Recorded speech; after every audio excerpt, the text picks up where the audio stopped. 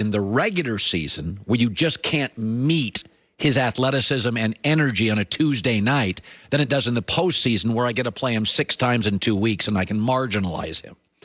Right now, everybody is on Houston. Every Slam magazine, pom-pom waving NBA fan. Oh, my God.